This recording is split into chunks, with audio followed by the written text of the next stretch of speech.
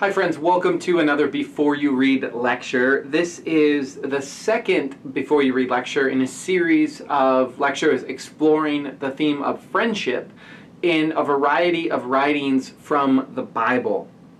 In this lecture, I want to give you a brief orientation to two writings that may be less familiar to you than others because they are a part of what is known as the Apocrypha or the Deuterocanonical writings. I'll say a little bit more about what those are. And then after an orientation to both of these writings, I will provide a few suggestions about reading as well as our sort of repeat questions that we're going to keep before us for this series on friendship in the Bible. So as you may remember, this week's readings will come from two books. One is known as the Wisdom of Solomon, and the other is known as the Wisdom of Ben Sirach, or Ecclesiasticus is its Latin name. As I said earlier, both of these writings are found in what is known as the Apocrypha or the Deuterocanonical section of the Bible. These are writings that are accepted by Catholic Christians as well as other denominations of Christians, but they're rejected by most Protestant communities. And the major reason, or the simple reason for this, is that they are originally written in Greek, or at least that's how they've come down to us through the church. And we know that the Old Testament was written in Hebrew and Aramaic. And so the fact that these writings are originally, or the best manuscripts are in Greek, suggested to people like Luther that they were derivative or that they were later, and therefore they were sort of put into a different class of writings, again, that we know as apocryphal. But because of this sort of later judgment, that later judgment doesn't negate or take away from the fact that both of these writings were very important and interesting to the early church as well as to ancient Judaism. And so it's worth us sitting with them, at least for a week, even if they're in this class of literature that we call deuterocanonical or apocryphal. So that's the justification of these writings. As we are tracing this line, this theme of friendship in the Bible, we're going to see that these two writings provide really interesting and important connections with the New Testament writings that we'll explore in subsequent weeks. To begin with, what is the Wisdom of Solomon? Well, clearly the mention of Solomon takes us back to the purported author of Proverbs, the Solomon, the wise king, the son of David. But what is clear, more so than with the book of Proverbs, is that the Wisdom of Solomon is written very, very late after the death of Solomon. It is most likely written sometime between 250 BCE and 150 CE. The HarperCollins Study Bible suggests that the most probable range is somewhere between 30 BCE and 70 CE. So it's a near contemporary with the writings of the New Testament. It's coming from that period in Jewish history and Jewish culture. It's written in Greek by a, quote, learned and profoundly Hellenized Jew, according to the HarperCollins Study Bible introduction. That is to say, this is an author that was conversant with the literary and rhetorical forms of Greek language. This is not translation Greek. We don't have any reason to believe that there is a Hebrew original that provided the sort of source of translation for what we know of the Wisdom of Solomon. The church father Jerome said of the Wisdom of Solomon that it is redolent of Greek eloquence. It's simply in the highest order of Greek writing or near to it. There are three basic parts to the Wisdom of Solomon. Chapter 1 through the middle of chapter 6 is an exhortation to rulers that they would pursue wisdom and justice.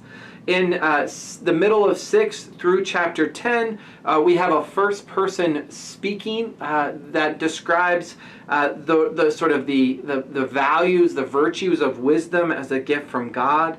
And then from chapters 11 through chapters 19 are a very interesting sort of retelling of the Exodus narrative, in which God uses parts of the cosmos to punish the Egyptians and to free the Israelites. There are a number of clues in this writing that suggest that it perhaps originated in Egypt, and very likely originated in this city of Alexandria, which we knew had a very strong Jewish population, but also had some conflicts with their wider Egyptian neighbors.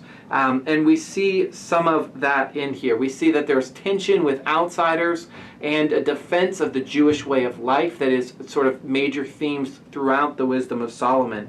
And in this central section, which is where our reading will come from, we see, as we saw in parts of Proverbs, the idea of the figure of wisdom, or wisdom personified as the woman of wisdom, or woman wisdom. She, as we saw in Proverbs 8, is depicted as a mediating principle in creation. She's given a role in the creation of the earth. And in chapter 7, we'll see this fivefold essence of wisdom described in chapter 7. So I think that's all I want to say about the Wisdom of Solomon. Next, the book known as the Wisdom of Jesus, son of Sirach, or simply Ben Sira, or in rabbinic tradition, it is known as the book or instruction of Ben Sira. We know it as Sirach or Sira or Ben Sira. You might see all of these titles floating around, as well as the Latin title from the Vulgate, which is Ecclesiasticus, which I think is an interesting name because that means belonging to the church or churchly. So if there's any doubt about the importance of this writing in the early church, the Latin name suggests that it was actually really important because of this name, sort of belonging to the church or churchly. In many ways, it presents itself as a handbook for study and instruction and educational purposes. Like we see in Proverbs, it consists of a number of wisdom sayings. It has a very loose structure, which makes it sort of difficult for us to say, here's part 1, part 2, and part 3.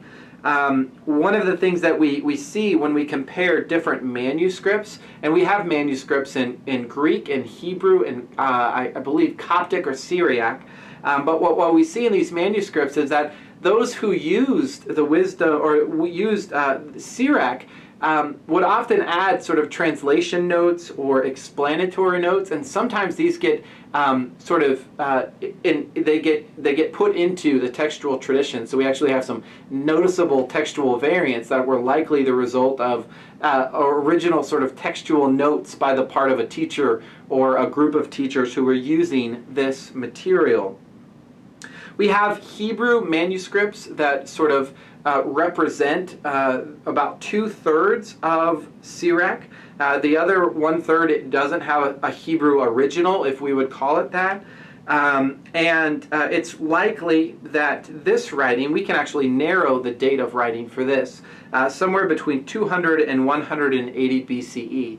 And the reason we can have a hard stop of 180 BCE is that after 180 BCE, we have what is known as the Maccabean Revolt, and a number of contested issues around the priesthood in Jerusalem. And there's no mention of those in this writing, and so it sort of gives us a hard stop, along with some other chronological references.